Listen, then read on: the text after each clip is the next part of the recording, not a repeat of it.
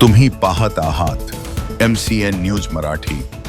यावल तालुक्यातील आदिवासी बांधवांनी आपल्या विविध मागण्यांसाठी 8 डिसेंबर रोजी प्रकल्प अधिकारी एकात्मिक आदिवासी विकास प्रकल्प कार्यालयासमोर आदिवासी बांधवांनी सुरू केलेल्या बेमुदत अन्नत्याग उपोषणाने वातावरण तापले आहे।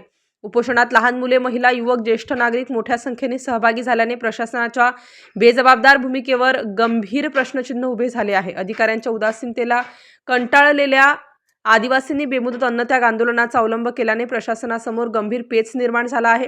जोपर्यंत आमच्या मागण्या पूर्ण होत नाही तोपर्यंत उपोषण संपणार नसल्याचा इशारा आदिवासी बांधवांनी प्रशासनाला दिला आहे। या आंदोलनाच्या माध्यमातून आदिवासी बांधवांनी नामांकित शाळांमधील आसन संख्या लक्षांक तात्काळ वाढविणे, पात्र विद्यार्थ्यांना विलंब न करता नामांकित शाळांमध्ये तातडीने प्रवेश देणे, आदिवासी विद्यार्थ्यांच्या शिक्षणाशी संबंधित अन्य प्रलंबित योजनांवर तात्काळ निर्णय घेण्याच्या मागण्या प्रशासनाकडे सादर केल्या आहेत। दरम्यान यावलचे प्रकल्प अधिकारी अरुण पवार यांची उपोषणस्थळी भेट, पण आंदोलनकर्त्यांचे समाधान न झाल्याने हे आंदोलन आणखी चिघळण्याची चिन्हे दिसून येत आहेत। MCN न्यूज मराठीकरिता फिरोज तडवी, यावल।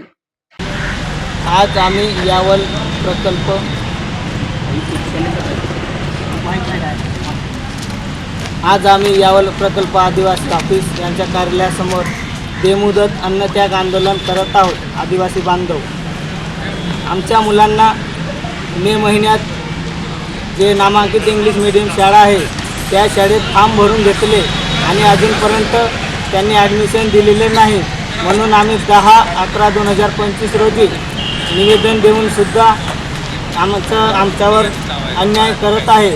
तरी आम्ही आज दिनांक 8/12/2024 पासून अन्नत्याग आंदोलन करत आहे। जोपर्यंत आमच्या मुलांना नामांकित शाळेत ॲडमिशन भेटत नाही तोपर्यंत आम्ही इथून उठणार नाही आणि आमचं आंदोलन चालू राहणार जोपर्यंत आम्हाला न्याय मिळत नाही तोपर्यंत।